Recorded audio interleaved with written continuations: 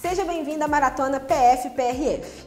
Serão 9 dias de aulões totalmente gratuitos para você aprender com o nosso time de professores.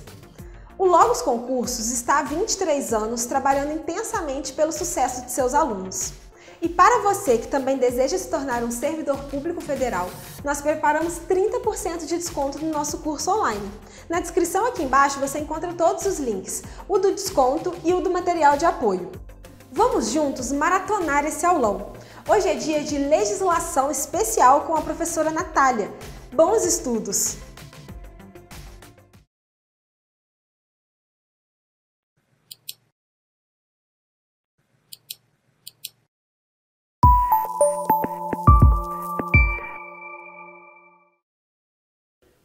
Olá pessoal, tudo bem com vocês? Meu nome é Natália, eu sou professora do Logos Concursos e hoje a gente vai conversar sobre principais leis especiais penais que pode estar no seu certame, da PRF ou da PF.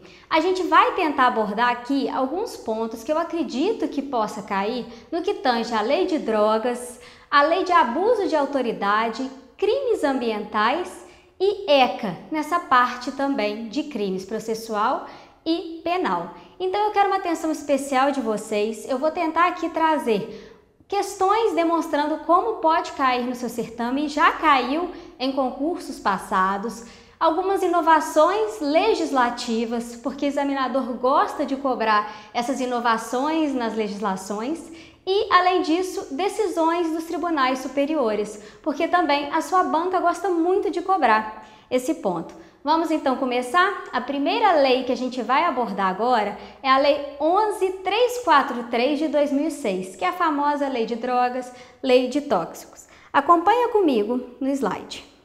Quero primeiro trazer para vocês a ideia de que se consubstancia em uma lei penal em branco heterogênea, tendo em vista que precisa de complementação que está na portaria da Anvisa e esse rol é taxativo. Por que eu quero trazer essa primeira informação? Porque é importante vocês verificarem que essa legislação ela não traz em si quais são as substâncias que são consideradas drogas. Para você saber se determinada substância é ou não consubstanciada como droga, para se encaixar naqueles crimes como artigo 28, artigo 33 da Lei de Drogas, você precisa consultar essa portaria da Anvisa. E ela traz expressamente quais são essas substâncias. Esse rol é taxativo, haja vista a necessidade de segurança jurídica quando está falando em direito penal, principalmente, porque a restrição na liberdade do indivíduo, quando a gente está diante de direito penal, ela é maior.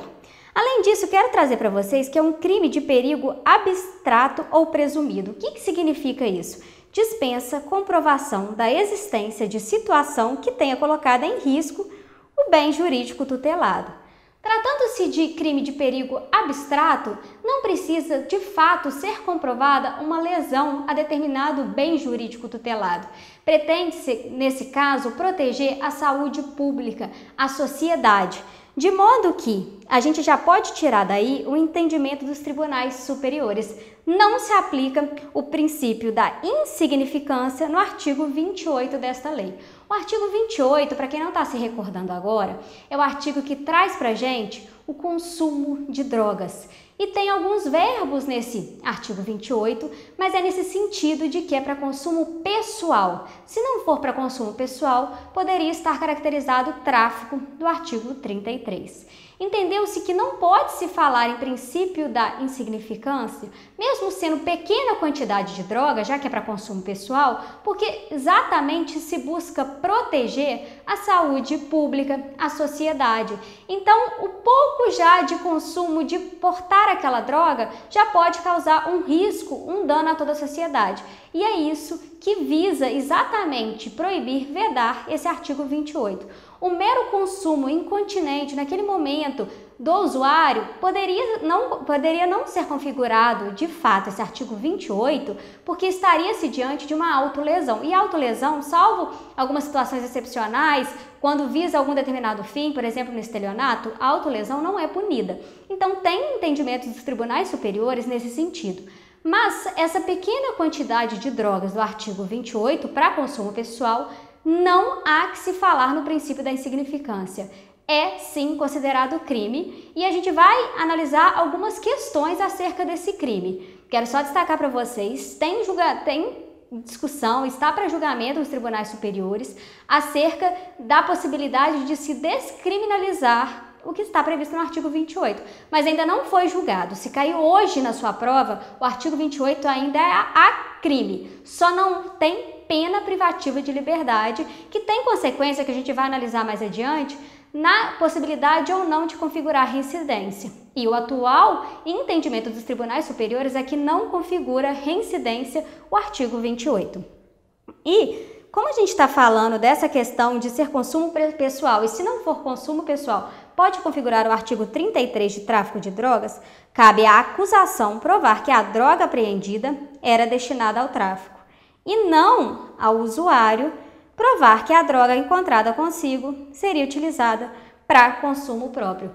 Aqui é exatamente uma presunção em favor do réu. Na dúvida, deve-se proteger, deve-se decidir a favor do réu e não contra.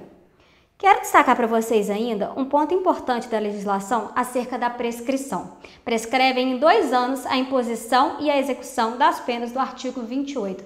Por que eu quero trazer essa observação para vocês? Porque se vocês estiverem estudando ao mesmo tempo as leis penais especiais e a teoria geral do Código Penal, vocês vão verificar que o menor prazo prescricional previsto no Código Penal é de 3 anos. Então fiquem atentos se eventualmente cair alguma pegadinha no seu concurso. O menor prazo prescricional para a teoria geral do direito penal é de 3 anos, mas a lei de drogas traz um prazo prescricional inferior no artigo 28, que é a prescrição de 2 anos. E, como eu já falei para vocês, mesmo sendo crime, o STJ entende que a condenação anterior do artigo 28 desta lei, porte de droga para uso próprio, não configura reincidência. Por que eu quero trazer essa observação para vocês? Antes tinha-se entendimento que era sim considerada reincidência, mas o atual entendimento é que não é e fez-se uma interpretação através de contravenções penais, considerando que se fosse realizada, primeiramente praticada uma contravenção e depois um crime, não seria reincidência. E contravenção penal ainda tem a pena de prisão simples. E quando se está falando do artigo 28 da Lei de Drogas, nem mesmo prisão simples há, são outras penas alternativas. Importante ainda falar que não se admite a utilização do habeas corpus para impugnar decisões judiciais do artigo 28, porque, como eu falei para vocês, não foi combinada a pena privativa de liberdade. Como não há essa pena privativa de liberdade, essa ameaça do direito de ir e vir, essa ameaça, essa violação à liberdade do indivíduo, que são requisitos para se impetrar o habeas corpus, que é um remédio constitucional, nesse caso não há que se falar da possibilidade de impetração de habeas corpus. Tem outras decisões também nesse mesmo sentido, como visita íntima em presídio, todos esses casos, como não há de fato uma privação de liberdade do indivíduo, não é cabível o habeas corpus. E um entendimento recente também, que eu acho que vocês precisam levar para a prova de vocês, é que a importação de pequena quantidade de matéria-prima ou insumo destinada à preparação de droga para consumo pessoal é figura atípica. Por que eu quero trazer para vocês? Porque se a gente fosse analisar que não se aplica o princípio da insignificância, porque de fato, sendo um crime de perigo abstrato, visando proteger a saúde pública, a sociedade, entenderia que essa importação dessa pequena quantidade seria sim fato típico, seria sim crime. Mas o atual entendimento dos tribunais superiores é que essa importação de pequena quantidade de semente de maconha é figura atípica. Quero ainda trazer para vocês, agora analisando o artigo 33, que o tráfico de drogas não exige onerosidade. Tem previsto expressamente no artigo 33 que, ainda que gratuitamente, configura-se o artigo 33 de tráfico de drogas. Por que eu quero trazer essas informações para vocês? Porque essas informações são aquelas que, se a gente não se atenta, a gente acaba errando por detalhes. Como a gente pensa em tráfico de drogas como uma questão lucrativa, de ter lucro do indivíduo, a gente acaba marcando como incorreta a alternativa que traz para a gente, ainda que gratuitamente. Mas sim, o tráfico não exige a onerosidade. Quero destacar para vocês ainda que esse artigo 33 é um tipo misto alternativo. O que seria isso? Apesar de terem vários verbos, vários núcleos do tipo previstos no artigo 33, se o indivíduo no mesmo contexto fático, ele pratica mais de uma conduta que está ali prevista no artigo 33, mesmo assim ele pratica crime único e não há concurso de crimes, concurso material, concurso formal de crimes, é crime único.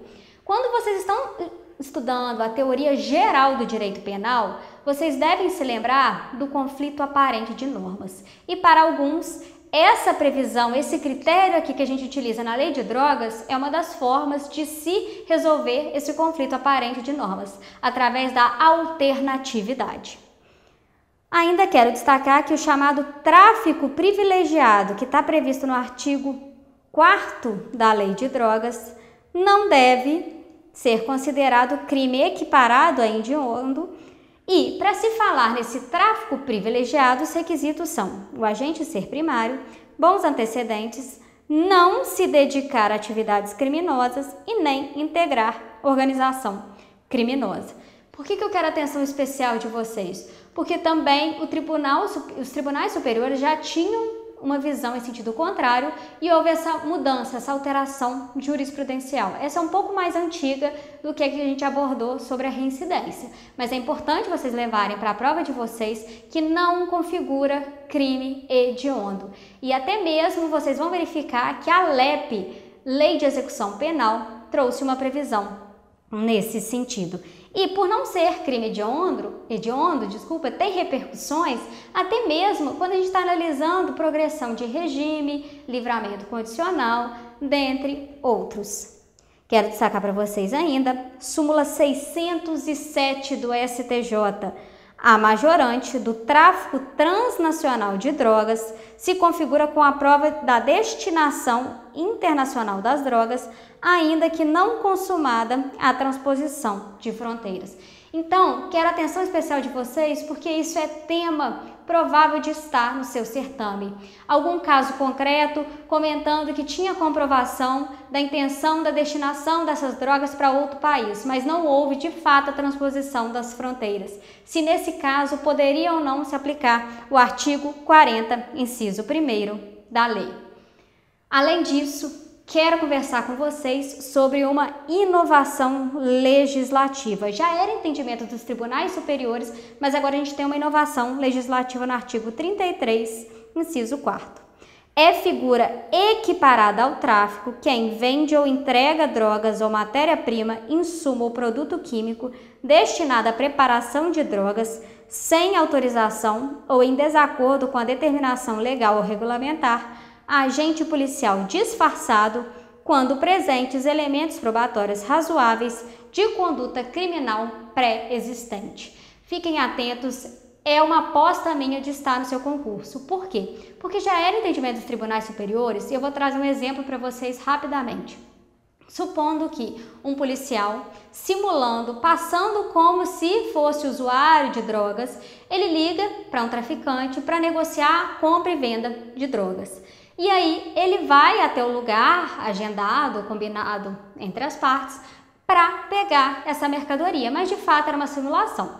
E aí tem entendimento, até simulado, de que sendo esse flagrante preparado, é uma hipótese de crime impossível. Então a compra e venda ali seria um crime impossível, porque foi um flagrante preparado. O próprio policial, simulando, passando a ser um usuário, ele entrou em contato com o traficante. Então, não pode haver o flagrante, prisão em flagrante, no sentido da compra e venda de drogas, mas pode sim ser efetuado flagrante quando se considera figuras, condutas pré-existentes. Por exemplo, trazer consigo, ter em depósito. E já era entendimento dos tribunais superiores e agora a gente tem previsão expressa na legislação.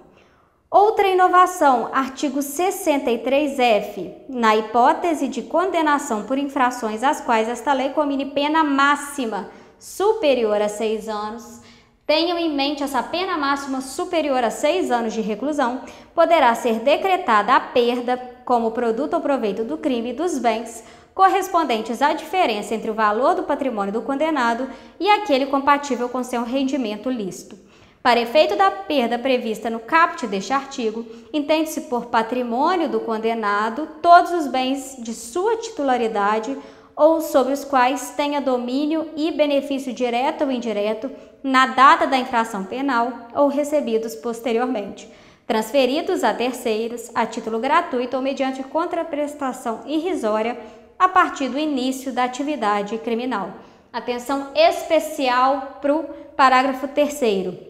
O condenado poderá demonstrar a inexistência da incompatibilidade ou a procedência lícita do patrimônio. Por que eu trouxe para vocês essa inovação legislativa e também uma aposta minha? Porque o que acontece? Quando há a combinação de uma pena máxima superior a 6 anos, é importante destacar que há uma possibilidade de uma inversão da prova que não é comum de se ver em direito penal. Quando tem essa pena máxima superior a 6 anos e haja uma incompatibilidade entre o patrimônio e o quanto de vantagem lícita que esse réu possivelmente tem como aferir, há essa possibilidade de perder esses bens que estão em desacordo com essa comparação.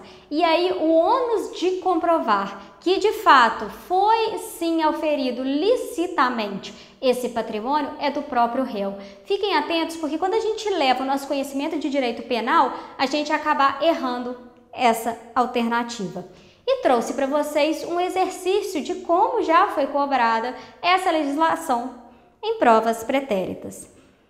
No item que segue, é apresentada uma situação hipotética, seguida de uma assertiva a ser julgada com base nas legislações que são cobradas no edital de vocês. Durante uma vistoria no estado do Paraná, em passageiros que viajavam de ônibus de Foz do Iguaçu para Florianópolis, policiais rodoviários federais encontraram 6 quilos de maconha na mochila de Lucas, que foi preso em flagrante delito. Nessa situação, no cálculo da pena de Lucas, não se considerará a majorante do tráfico interestadual de drogas, pois a transposição da fronteira entre os estados ainda não tinha ocorrido. A gente viu exatamente esse ponto, mas analisando a hipótese de transposição de fronteiras de um país para outro. E aqui o entendimento é dentro do próprio estado, mas a conclusão que se chega é a mesma. Está prevista na súmula 587 do STJ. Para a incidência da majorante prevista no artigo 40, inciso 5º da Lei 11.343 de 2006, é desnecessária a efetiva transposição de fronteiras entre estados da federação, sendo suficiente a demonstração de inequívoca intenção de realizar o tráfico interestadual. E mais uma questão. Considere que a Polícia Federal tenha realizado operação para combater ilícitos transnacionais e tenha encontrado extensa plantação de maconha em território brasileiro sem a ocorrência de prisão em flagrante. Nessa situação, mesmo que não haja autorização judicial, a referida plantação será destruída pelo delegado de polícia, que deverá recolher quantidade suficiente para exame pericial. Fiquem atentos e observem como é letra de lei, como vocês precisam exatamente fazer essa leitura de alguns dispositivos. A gente, à primeira vista, poderia interpretar no sentido de que precisaria de fato da autorização, mas não é necessário e está previsto no artigo 32 da lei. As plantações ilícitas serão imediatamente destruídas pelo delegado de polícia na forma do artigo 50A, que recolherá quantidade suficiente para exame pericial de tudo, lavrando auto de levantamento das condições encontradas, com a delimitação do local, asseguradas as medidas necessárias para a preservação da prova. Então, é exatamente o sentido de se proteger essa cadeia de custódia, ter uma amostra, uma prova suficiente de que ali de fato tinha essa plantação de plantas psicotrópicas, mas é possível sim que haja essa destruição. Bem, tentei passar para vocês os principais pontos que eu acredito que possa estar no seu concurso, mas a lei de drogas é muito grande, tem muitas decisões de tribunais superiores, temos inovações legislativas, então aqui é só algumas apostas. Agora a gente vai estudar a lei 9605 de 98, aspectos penais e processuais penais da lei sobre crimes ambientais.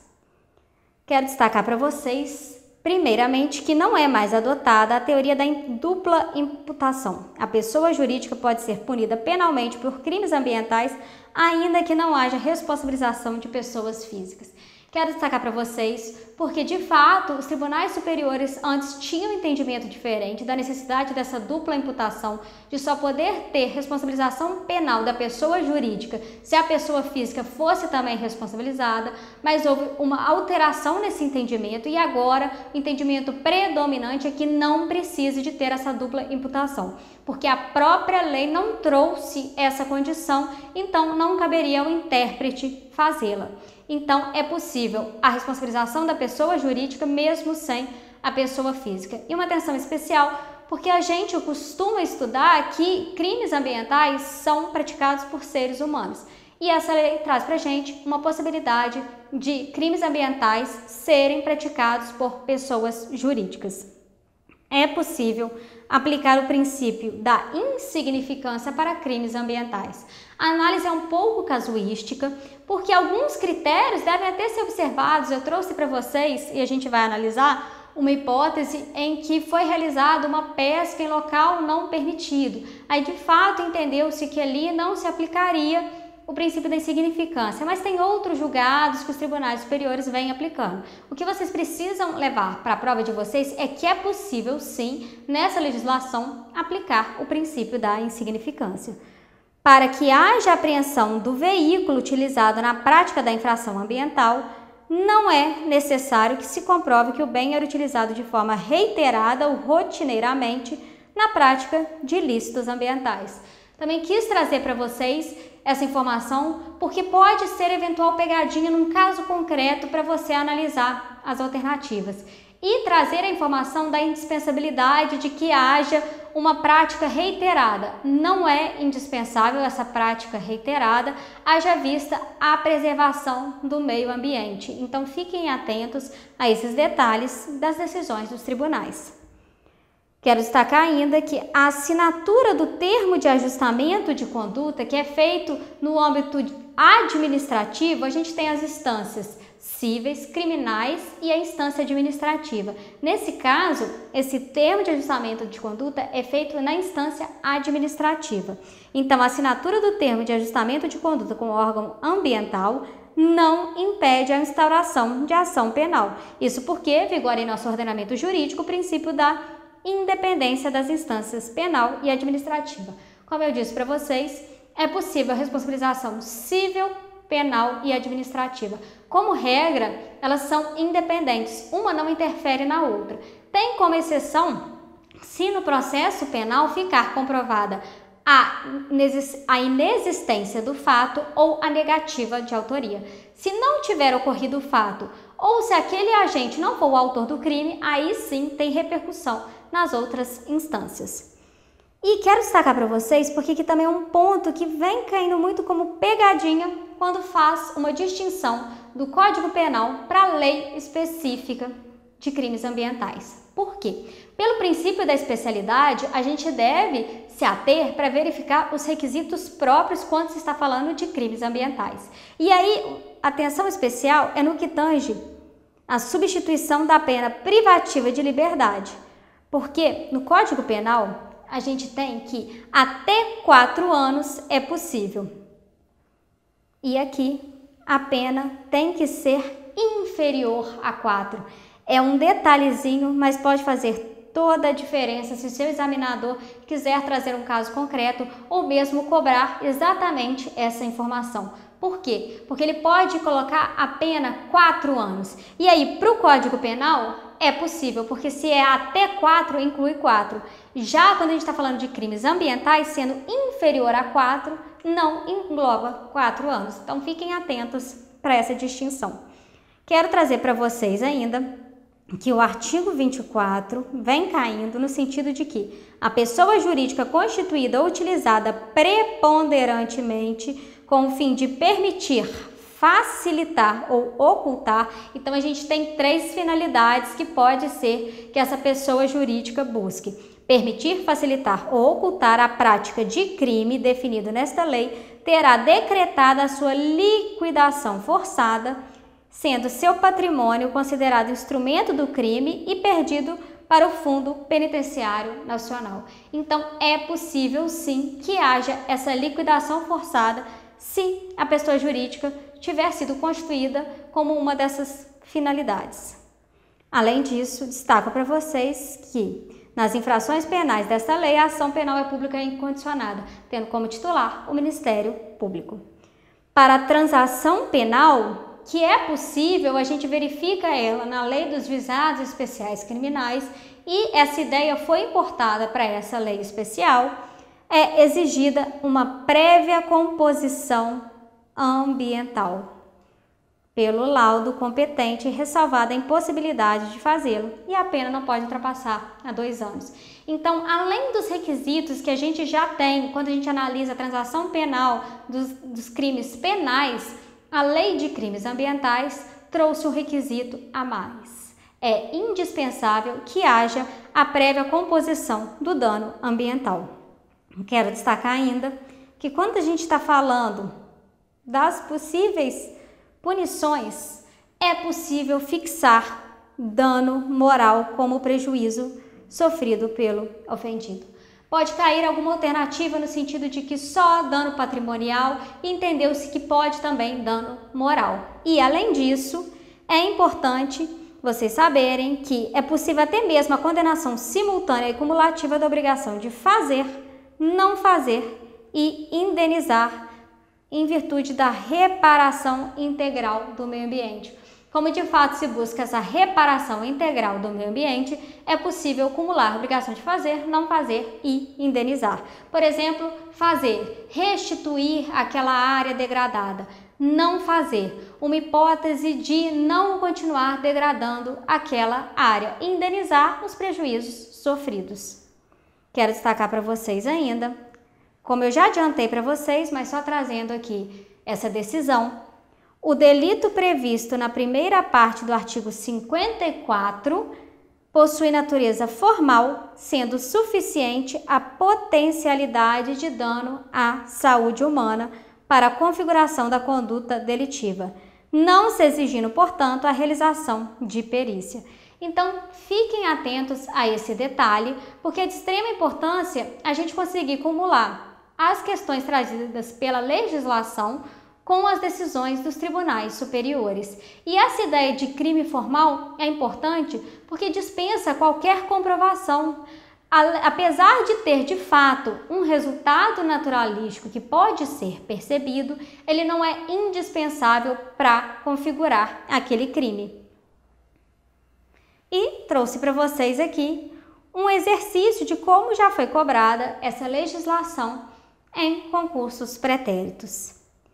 À luz dos crimes ambientais, julgue os itens seguintes. Se o rebanho bovino de determinada propriedade rural estiver sendo constantemente atacado por uma onça, o dono dessa propriedade, para proteger o rebanho, poderá, independentemente, grifem no material de vocês essa parte, independentemente de autorização do poder público, abater o referido animal silvestre. Vocês verificam como que é importante a leitura da letra de lei. Aqui é exatamente um artigo que foi copiado e colado e vocês têm que ficar atentos exatamente por isso aqui. Independente de autorização. É possível, mas desde que legal e expressamente autorizado pela autoridade competente. Artigo 37 traz para a gente que não é crime o abate de animal quando realizado para proteger lavouras, pomares e rebanhos da ação predatória ou destruidora de animais, mas precisa de ter essa autorização. Então, esse item está errado.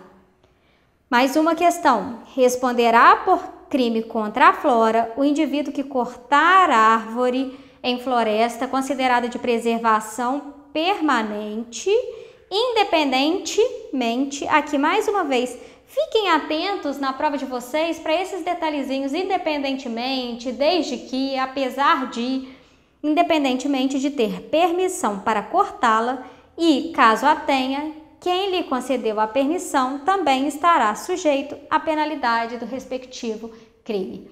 Está incorreta essa alternativa, porque o artigo 39, tratando já dos crimes em espécie, prevê que cortar árvores em floresta considerada de preservação permanente, sem permissão da autoridade competente, configura crime, detenção de 1 a 3 anos ou multa ou ambas as penas. Então, é crime se não tiver permissão da autoridade competente. Se tiver permissão, não é considerado crime. Agora, a gente vai falar um pouco sobre a questão processual e penal do Estatuto da Criança e do Adolescente, o ECA. Primeiro, quero destacar para vocês que os atos infracionais também estão sujeitos ao princípio da legalidade. Tenham em mente que criança e adolescente não cometem crimes, eles cometem atos infracionais, mas em prol da segurança jurídica e com muito mais razão, considerando os princípios do ECA, que é a ideia da pessoa em desenvolvimento, da proteção integral, deve-se respeitar o princípio da legalidade. Além disso, destacar que a criança, quando ela comete um ato infracional, então tanto criança quanto adolescente podem cometer atos infracionais. O que distingue, o que muda do adolescente para a criança é que a criança ela vai receber uma medida protetiva, que está prevista no artigo 101 do ECA.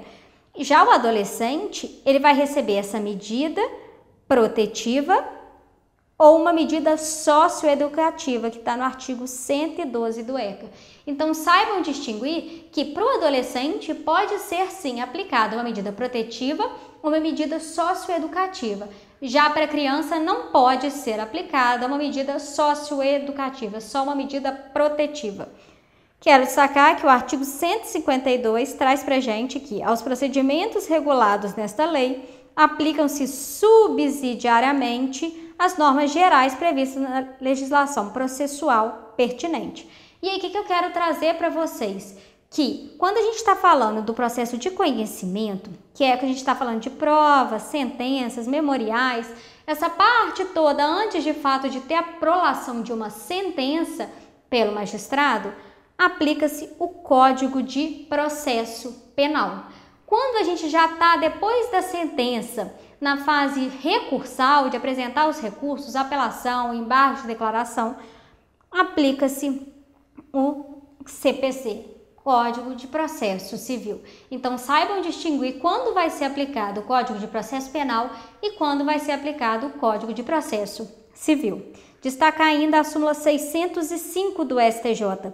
A superveniência da maioridade penal não interfere na apuração de ato infracional nem na aplicabilidade de medida socioeducativa em curso, inclusive na liberdade assistida, enquanto não atingida a idade de 21 anos. Fiquem atentos, no próprio Código, nos primeiros artigos, tem falando que, excepcionalmente, pode ser aplicada essa legislação do ECA para maiores de 18 anos. E aqui é uma hipótese. Então, atente-se para eventual pegadinha no seu concurso, trazendo algum caso concreto, falando que o adolescente completou 18 anos. Se ele não completou 21 anos ainda, é possível que ainda assim seja apurado esse ato infracional com a aplicação das medidas socioeducativas. Destacar para vocês ainda o informativo 667 do STF. É possível a aplicação do princípio da insignificância para os atos infracionais.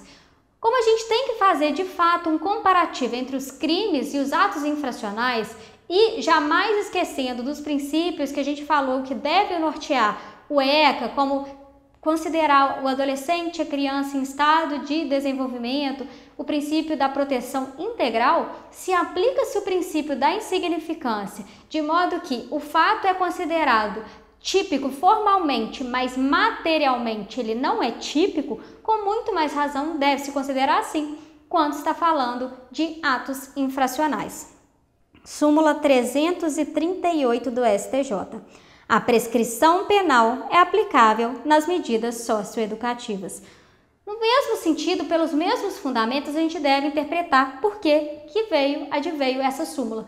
De fato, se os crimes não são imprescritíveis, como regra, a gente tem exceção, mas como regra, crimes são prescritíveis, com muito mais razão, deve ser prescritível o ato infracional, haja vista exatamente essa necessidade de proteção de criança e adolescente. E no caso, como a gente está falando de medidas socioeducativas e não medidas protetivas, no caso é só adolescente, porque criança só pode se aplicar medida protetiva.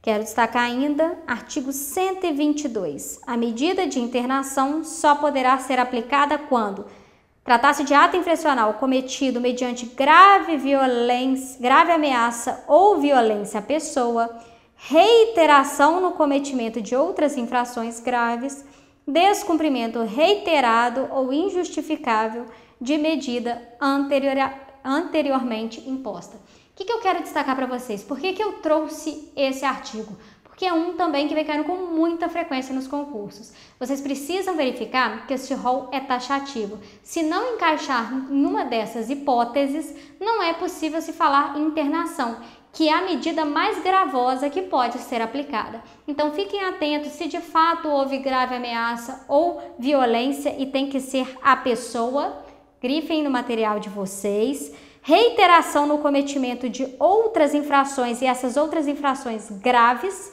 e no terceiro caso, é uma hipótese de ser uma sanção em virtude do descumprimento de outra medida imposta. Súmula 492 do STJ. O ato infracional análogo ao tráfico de drogas, por si só, não conduz obrigatoriamente à imposição de medida socioeducativa de internação ao adolescente. Por que eu quis cumular essa observação desse artigo 122 com essa súmula? Porque quando a gente analisa os critérios do inciso 1º, 2º e 3º para se falar em internação, a gente verifica que a gravidade em abstrato do crime não leva à necessidade de internação. Precisa analisar se de fato cumpre os requisitos, os critérios que são trazidos. E aí, quando a gente analisa a figura do tráfico de drogas, a gente não verifica, prima facie, que o mesmo é praticado com grave ameaça ou violência à pessoa. Então, ele não cumpre já o inciso 1º. E aí a gente precisa analisar se de fato há uma reiteração no cometimento de infrações graves ou se de fato é para se aplicar internação, sanção por descumprimento de outras medidas anteriormente impostas. Mas o mero fato de ser tráfico de drogas e ser considerado abstratamente como uma infração grave, por si só, não acarreta a necessidade de internação do adolescente. Então, fiquem atentos até para eventual caso concreto, falando que nesse caso, considerando a gravidade do ato infracional cometido, deve sim ser a ele imposta a medida da internação. E destacar para vocês que todos os crimes são de ação penal pública incondicionada. Trouxe uma questão para a gente verificar como que vem caindo nos concursos. João foi flagrado em operação da PRF, submetendo uma adolescente à exploração sexual em rodovia federal. Nessa situação, João poderá não responder pelo crime se comprovar o consentimento da menor. Está totalmente errada essa afirmativa, considerando o artigo 244-A do ECA, submeter criança ou adolescente como tais definidos no caput do artigo 2º desta lei, à prostituição ou à exploração sexual. Pena, reclusão de 4 a 10 anos e multa, além da perda de bens e valores utilizados na prática criminosa em favor do Fundo dos Direitos da Criança e do Adolescente da unidade da Federação, Estado ou Distrito Federal, em que for cometido o crime, ressalvado o direito de terceiro de boa-fé. Quis ainda acumular com o artigo 5º da lei. Nenhuma criança ou adolescente será objeto de qualquer forma de negligência, discriminação, exploração, violência, crueldade e opressão punido na forma da lei qualquer atentado por ação ou omissão aos seus direitos fundamentais. Então, independe de ter consentimento ou não ter consentimento, considerando os preceitos, o que deve ser protegido, dentre eles deve-se evitar qualquer forma de discriminação, de exploração da criança e do adolescente, bem como considerando a figura típica de casos de exploração, não há que se falar em atipicidade em virtude de consentimento do adolescente. E, por fim, vamos destacar alguns detalhes, alguns apontamentos da Lei de Abuso de Autoridade. Como é uma nova legislação que veio revogando a anterior legislação de abuso de autoridade, quero trazer para vocês alguns detalhes, porque minha aposta é ter pelo menos uma questão sobre essa legislação na sua prova. As condutas descritas nesta lei constituem crime de abuso de autoridade quando praticadas pelo agente com a finalidade específica de prejudicar outrem ou beneficiar a si mesmo ou a terceiro. Tenham em mente isso, grifem na lei de vocês: prejudicar outrem ou beneficiar a si mesmo ou terceiro, ou ainda por mero capricho ou satisfação pessoal. Então, fiquem atentos, porque essa legislação ela traz para a gente um especial fim de agir. O dolo, ele é considerado um dolo específico, com especial fim de agir, no sentido de ser para seu benefício próprio, para benefício de terceiro, ou mesmo por mera satisfação pessoal ou capricho. Quero ainda destacar para vocês, como aqui sendo a minha principal aposta desta lei, os crimes de hermenêutica. A divergência na interpretação de lei ou na avaliação de fatos e provas não configura abuso de autoridade. Então, se tiver de fato alguma divergência para interpretar determinada lei, para avaliar determinado fato, para avaliar determinada prova, isso por si só não configura crime, tendo em vista até mesmo essa discricionariedade de valoração. Por exemplo, poderia se aplicar, se não tivesse essa hipótese, um eventual caso em que o delegado de polícia ele pode fazer uma valoração no caso de crime de drogas, para verificar se, considerando as circunstâncias, natureza, quantidade daquela droga, naquele caso seria configurado o artigo 28 de porte de droga para consumo pessoal, ou se seria um caso de tráfico de drogas. E aí, essa questão, se não tivesse essa previsão expressa na lei, falando que esses crimes, que essas questões que são consideradas crimes de hermenêutica não são puníveis, poderia sim ser imputado ao delegado uma hipótese de crime, e isso não há que se falar. Então fique atento para algum caso concreto, até mesmo de um juiz que, verificando uma questão que tinha certa divergência na jurisprudência, e ele decidiu de determinada forma, e aí o tribunal mudou esse entendimento e decidiu de outra forma, por isso esse juiz deve ser punido considerando crime de hermenêutica. Não tem essa previsão no nosso ordenamento jurídico, por expressa previsão legal. Essa divergência na hora de se interpretar uma lei, na hora de se valorar uma prova ou um fato, por si só não há que se falar em crime. E também os crimes previstos nessa lei são de ação penal pública incondicionada. Quero destacar para vocês, a gente já analisou isso quando a gente estava falando de crimes ambientais, que a responsabilidade civil e administrativa são independentes da criminal. Exatamente essa independência entre as instâncias, não se podendo mais questionar sobre a existência ou a autoria do fato quando essas questões tenham sido decididas no juízo criminal. Já destaquei isso para vocês, só uma revisão aqui, como que essa interpretação é importante vocês levarem para a prova, para utilizar até mesmo em outras leis, em outras matérias, como regra a independência entre as instâncias civil, administrativa e criminal.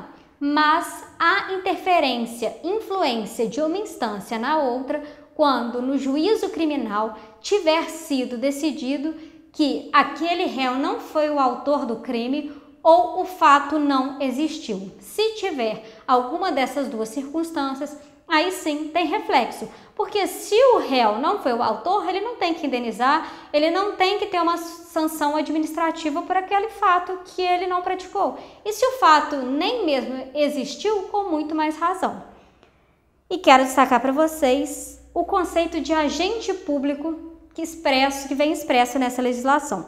Reputa-se agente público, para os efeitos desta lei, todo aquele que exerce, ainda que transitoriamente, sem remuneração, por eleição, nomeação, designação, contratação ou qualquer outra forma de investidura ou vínculo, mandato, cargo, emprego ou função em órgão ou entidade abrangidos pelo caput deste artigo.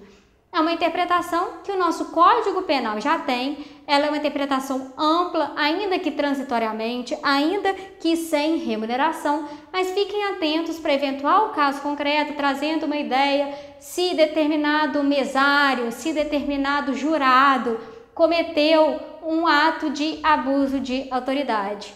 É possível sim, preenchidos os demais requisitos legais para tanto, mas mesmo não tendo remuneração, é possível sim que haja a imputação de crime. Bem, tentei trazer nessa aula comentários de 4 leis que são minha aposta para a prova de vocês. Mantenham-se firmes nos estudos, vai valer a pena. Qualquer dúvida, eu estou à disposição de vocês e até a próxima.